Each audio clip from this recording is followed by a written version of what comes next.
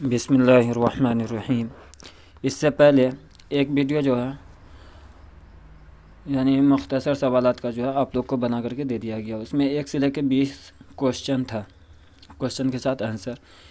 اس میں بھی کچھ کوشچن پھر سے لے کر کے حاضر ہوئے ہیں، جو بھی آئے کوشچن ہیں ضرور یہ جو 4-5 شعر کا تشریح بتایا جا رہا، اس میں سے 1-2 کوشچن ضرور آپ کو ٹکرائے گا۔ کوشش کریں گے کہ اب 2 ویڈیو میں آپ لوگ کا جو ہے پورا یہ بتا دیا جائے، تشریح اور اقتباس بچا ہوا، اقتباس کے بارے میں اور آپ کو مضمون کے بارے میں، اور ایک ویڈیو مضمون کے بارے میں دے دیں گے، مضمون اور ایک درخواست بھی رہے گا، اور آپ کا ایک خلاصہ یعنی افسانہ پرامس کا ہو یا مضمون کا خلاصہ ہو، اس کے بارے میں 1-2 کوشچن ضرور آپ کو ہم بتا دیں گے۔ کوشش کریں گے کہ کل ہی اپلوڈ کر دیں، کل نہ ہوگا تو پرسوں دن ہی میں کر دیں گے، آپ لوگ ایک مرتبہ ضرور دیکھ لیجئے گا۔ چلیے اگلا کوشچن کا آغاز کرتے ہیں۔ کیا کہہ رہا؟ مندرجہ ذیل شعر کی تشریح کیجیے۔ جواب میں دے رہا، تم سے کچھ بندہ نے چاہا تو تم ہی کو چاہا، اور کیا مانگتا کس چیز کا سائل ہوتا۔ اس کا تشریح دیکھیے گا۔ کیا کہہ رہا کہ پیش نظر شعر راسخ عظیم آبادی کا ایک عمدہ شعر ہے۔ یہاں پہ لکھا ہوا یاک نہیں ہوگا، ایک ہوگا، یہاں پر اوپر میں لکھ دے رہے ہیں، اس طریقہ سے یاک نہیں ایک ہوگا، ہے نا۔ ایک عمدہ شعر ہے۔ اس شعر میں شاعر واردات عشق کا ایک انوکھا پہلو پیش کرتے ہیں۔ یہاں پہ نون نہیں آئے گا۔ شاعر واردات یعنی جو گھٹا ہے نا، جو بات ان کے سامنے ہوا، یہ نون نہیں آئے گا، ٹھیک ہے۔ اس کو جو ہے عشق کا ایک انوکھا پہلو پیش کیا ہے۔ شاعران کے ساتھ جو ہے عشق کے اوپر جو ہے جو بھی واردات ہوا ہے، جو بھی ان کے ساتھ اچھا یا برا ہوا، اس کا جو ہے بات کو یہاں پہ رکھا گیا۔ چنانچہ شاعر نے اس شعر میں محبوب کو مخاطب کرتے ہوئے کہا ہے کہ میں نے کبھی اگر تجھ سے کچھ طلب بھی کیا تو تم ہی کو اپنے لیے طلب کر لیا، اور جب تم ہی کو مانگ لیا، یہاں پہ کیا نہیں ہوگا، کیا ہوگا؟ لیا۔ یہاں پہ آپ دھیان دیجیے گا، یہاں پہ کیا لکھا ہوا، کیا نہیں، لیا ہوگا، اس طریقہ سے۔ چلیے اس کو اسکرول کر کے اوپر کر دیتے ہیں۔ یہاں پہ آپ کا کیا نہیں، یہاں نیچے لکھ دے رہے ہیں لیا، ہے نا، مانگ لیا تو پر مانگنے کے لیے کیا باقی رہ گیا، پر مانگنے کے لیے کیا باقی رہ گیا، اور پھر اب تم سے کس چیز کا سوال کر لیا، یعنی کس چیز کے بارے میں پوچھ لیا۔ اگلا کوشچن دیکھ رہے ہیں۔ کیا کہہ رہا؟ مندرجہ ذیل شعر کی تشریح کیجیے۔ شعر کیا کہہ رہا؟ جس کی گرفتار میں نہیں ہے مزہ، سخن اس کا طعام تاسی ہے، سخن اس کا طعام تاسی ہے۔ تشریح طلب یعنی شعر ہمارے نصاب میں شامل ولی دکنی کی دوسری غزل کا ایک عمدہ شعر ہے۔ اس شعر میں شاعر واردات عشق کی کیفیات بیان کرتے ہیں، اپنے محبوبہ کی پی کر تراشی کرتے ہوئے اس کے ناز و نخرے والی کیفیات کو بھی بیان کیا ہے۔ چنانچہ محبوب سے شکوہ کرتے ہوئے شاعر کہتے ہیں کہ ایسے محبوب جس کی گفتگو بے لطف ہو، کوئی مزہ نہ ہو، یہاں تک کہ وہ جب بھی کوئی بات کرے تو ایسا محسوس ہوتا ہے کہ باسی کھانے کی طرح اس کی گفتگو کو سن کر ایسی بدمزگی پیدا ہوتی ہے۔ آپ لوگ ایک مرتبہ پڑھ لیجئے گا، ہم آگے 10واں نمبر کوشچن دیکھتے ہیں۔ کیا کہہ رہا؟ کیونکہ وقت جو ہے زیادہ لمبی ویڈیو ہو جائے گا، 4 منٹ ہو گیا، 4.5 منٹ، ابھی ماتر 2 ہی کوشچن ہوا ہے۔ نظم میرا سفر کا مرکزی خیال یا خلاصہ لکھیں، یعنی مرکزی خیال پیش کیجئے یا خلاصہ لکھیں۔ چلو اس کو دیکھتے ہیں۔ کیا کہہ رہا؟ جواب، ہمارے نصاب میں شامل میرا سفر کے شاعر علی سردار جعفری ہے۔ علی سردار جعفری جدید شاعر کی حیثیت سے محتاج تعارف نہیں، حیت کے اعتبار سے یہ نظم کے زمرے میں ہے۔ اس نظم میں شاعر نے فلسفیانہ انداز اختیار کیا ہے اور انسانی زندگی کے انسانی زندگی کے وسیع تر مناظر میں زندگی کا ایک انوکھا فلسفہ پیش کیا ہے جو فنی اعتبار سے منظر نگاری کی بہترین مثال ہے۔ چنانچہ شاعر کہتا ہے کہ ہر جاندار کے لیے موت لازمی ہے، ہر جاندار کے لیے موت لازمی ہے۔ آپ لوگ بہت ساری بات سن چکے ہوں گے موت کے بارے میں۔ موت لازمی ہے۔ شاعر علی سردار جعفری نے اس نظم میں موت کے سفر کی معنویت کو پیش کیا ہے۔ چنانچہ وہ نظم کے پہلے مصرعہ میں کہتے ہیں، پھر ایک دن آئے گا کہ موت سے پہلے آنکھ کی روشنی چلی جائے گی، موت سے پہلے آنکھ کی روشنی چلی جائے گی، زبان سے اس کی گویائی چھن جائے گی، یعنی ان کی آوازیں چھن جائے گی۔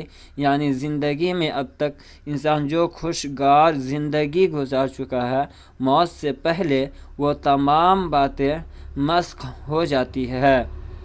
یہاں پہ مشق یا مسخ ہو جاتی ہے، محفلیں ویران نظر آتی ہے، یہاں تک کہ خون کی رفتار اور دل کی دھڑکنیں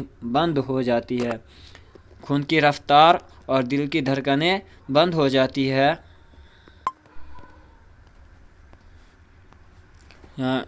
یہاں تک ہو گیا، دل کی دھڑکنیں بند ہو جاتی ہے۔ زندگی کی حالت میں موت کی علامت ہے۔ شاعر کا یہ بھی دعویٰ ہے کہ لوگ مجھے موت کے بعد یاد کریں گے جب میں دنیاوی زندگی میں کچھ ایسا کام کر جاؤں گا اور میری اچھائی ہی مجھے مرنے کے بعد زندہ رکھے گی۔ نظم کے عنوان کا مطلب ہے زندگی سے گزرتے ہوئے موت تک کا سفر۔ فکری لحاظ سے یہ ایک عمدہ اور کامیاب نظم ہے۔ 23 نمبر کا کوشچن ہوگا۔ اب 24 نمبر کوشچن دیکھ رہے کیا کہہ رہا ہے۔ 24 نمبر کوشچن میں افسانہ ابراہیم سقا کا خلاصہ لکھیں۔ یعنی ابراہیم سقا کا جو ہے یہاں پہ کچھ آپ کو بات لکھنی ہے نا، خلاصہ مختصر سے بڑھا کر کے۔ مختصر کا مطلب ہوگا بہت زیادہ ہی چھوٹا، ٹھیک ہے، تھوڑا طویل میں جانا پڑے گا اس میں۔ شامل نصاب افسانہ ابراہیم سقا کے تخلیق کار معروف افسانہ نگار سلام بن رزاق ہے اور وہی ابراہیم سقا اس افسانہ کا مرکزی کردار بھی ہے۔ بقیہ دیگر کردار اسی کردار کے گرد و پیش گھومتے ہیں۔ ابراہیم سقا غریب ضرور ہے لیکن وہ 25 سال کا بانکا جوان ہے، یعنی 25 سال کا وہ جوان ہے، اس لیے عشق و محبت کے جذبات اس کے اندر بھی انگرائیاں لیتے ہیں۔ چنانچہ وہ بیدار خاں دیش مکھ جیسے گاؤں کے دبنگ آدمی کی بیٹی سے محبت کر بیٹھتا ہے۔ آپ کا کوشچن یہاں تک ہو گیا، دھیان میں رکھیے گا۔ آدمی کی بیٹی سے محبت کر بیٹھتا ہے۔ یہ الگ بات ہے کہ غریب اور مفلسی کی وجہ سے اپنی محبت کا اعلانیہ اظہار نہیں کر سکا اور اپنی محبت کی محرومیوں کو خاموشی سے برداشت کر لیا۔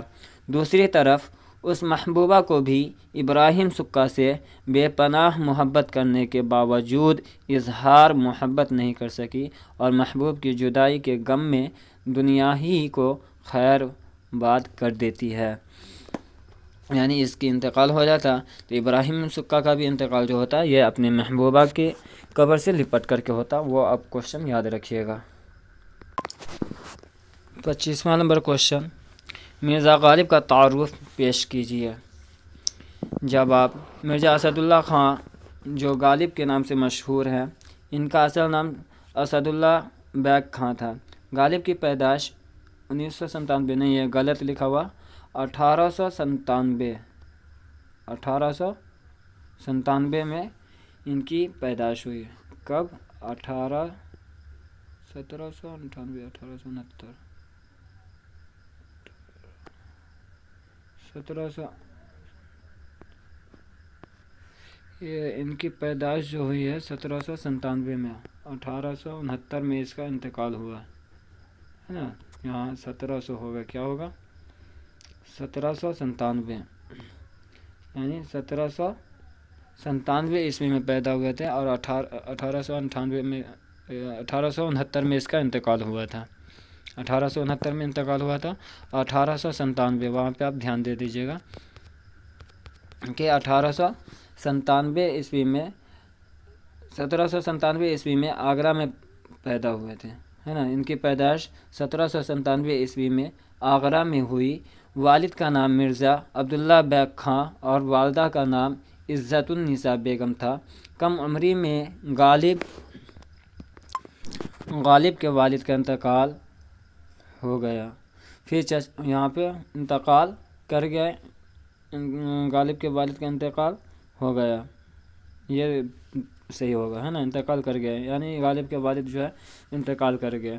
پھر چچا نصر اللہ بیگ خاں نے ان کی پرورش کی، لیکن چند سالوں کے بعد چچا کا بھی انتقال ہو گیا. غالب براہ راست ماں عزت النساء بیگم کی سرپرستی میں آ گئے. ان کی ابتدائی تعلیم کے بارے میں کہا جاتا ہے کہ غالب نے مولوی معظم سے فارسی کی تعلیم حاصل کی اور اسی زمانہ میں شاعری کرنے لگے.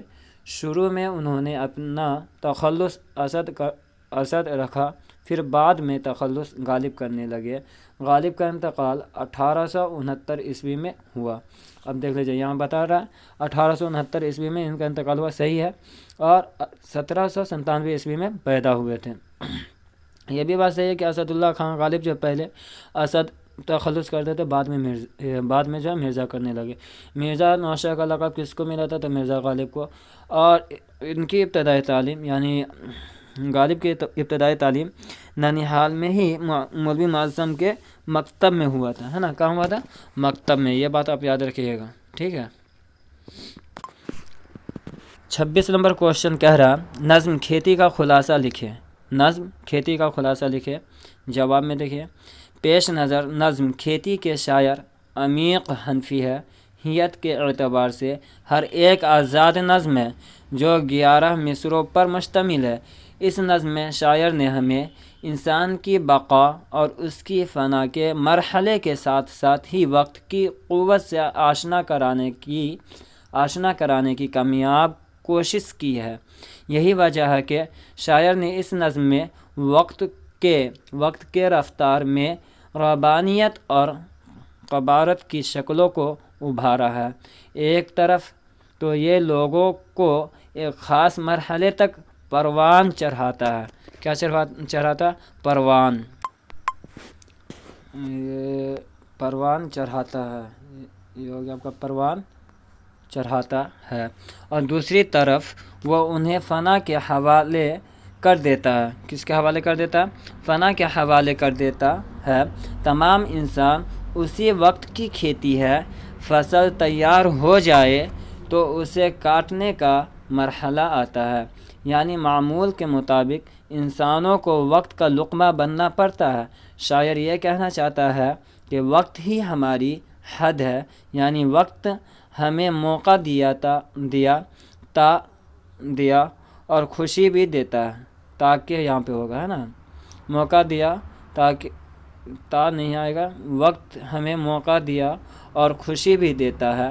دراصل اس نظم کا مرکزی کردار وقت ہی ہے. اسی حقیقت کو اس نظم میں واضح کیا گیا ہے.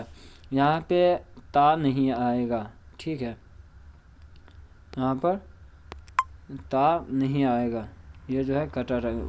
موقع دیا اور خوشی بھی دیا، یہ آپ کا آنسر ہو جائے گا. آج کا یہ انتم کوشچن ہے،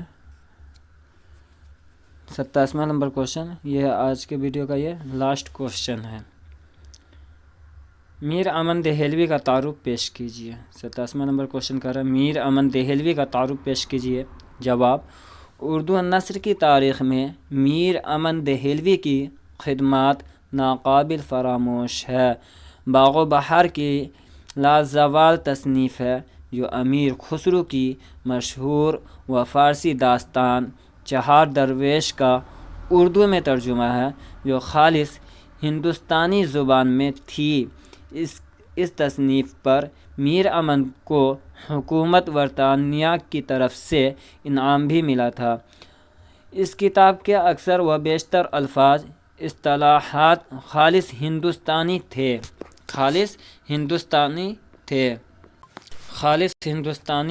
تھے اور ہندوستان کے تمام طبقے کے لوگ اسے پڑھ کر اچھی طرح سمجھ سکتے تھے۔ یہاں پہ ہے سمجھ سکتے تھے۔ باغ و بہار کے علاوہ میر امن کی ایک اور تصنیف گنج خوبی کے نام سے ہے، وہ بھی ایک فارسی کتاب کا ترجمہ ہے، بلکہ اس کتاب باغ و بہار والی خوبی نہیں ہے، اس لیے اس کی خاطر خواہ پذیرائی نہیں ہو سکی۔ برطانوی حکومت برطانیہ کی طرف سے ان کو جو ہے میر امن دہلوی کو جو ہے کتنے روپیوں کا انعام ملا تھا؟ تو 500 کا جو ہے انعام ملا تھا۔ یہ آپ یاد رکھیے گا، ٹھیک ہے، آپ کا آبجیکٹو کوشچن میں آ سکتا ہے۔ اور آپ لوگ جو ہے آبجیکٹو کو بڑھیا سے ایک امتحان سے پہلے آپ لوگ دیکھ لیجئے بڑھیا سے، اور اب وہی آبجیکٹو سے جو ہے سبجیکٹو بھی آپ کا بنے گا۔ یاد رہے کہ 60 نمبر آبجیکٹو سے آپ لوگ کا تیار ہوگا، وہ 60 سے کم نہیں آنا چاہیے۔ آبجیکٹو میں پورا 50 کا 50 صحیح بنانا ہے۔ اس کے بعد جو ہے آپ لوگ کو 10 نمبر کا جو پھر مختصر نہیں، اس کو بولتے ہیں مختصر ترین سوالات، وہی یعنی شارٹ کوشچن ہے نا، تو اس کو آپ کو جو ہے صحیح کا صحیح 5 کوشچن بنانا ہے، ٹھیک ہے۔ اس کے بعد آپ کا اقتباس بچ رہا، تشریح وغیرہ بھی آپ کا ہو گیا، ضرور اس میں سے 1-2 شعر کا جو ہے آپ لوگ کو مل جائے گا۔ سوچ رہے کہ آپ لوگ کو اگر کمنٹ کر کے بتائیے کہ جیلانی بانو کا یا پرومس کا خلاصہ آپ لوگ کو معلوم ہے تو ٹھیک ہے، نہیں تو جیسا کہ ہم کو انداز بجھا رہا ہے کہ اس کے اوپر پوچھ سکتا ہے آپ کی بار، یا نہ بھی پوچھ سکتا ہے، ایک انداز ہی ہم لگا سکتے ہیں۔ تو آپ لوگ کمنٹ کر کے بتائیے کہ کتنے انٹر والے بچے ہیں اور آپ لوگ کی تیاری کیسا چل رہا ہے، اور ویڈیو کو آگے شیئر کرتے رہیں، لائک کریں، کمنٹ کریں، اور بتائیں کہ آپ لوگ کی تیاری کیسا چل رہا ہے، اور آگے ویڈیو کو جو آگے شیئر کرتے رہیں، ٹھیک ہے۔ اللہ حافظ۔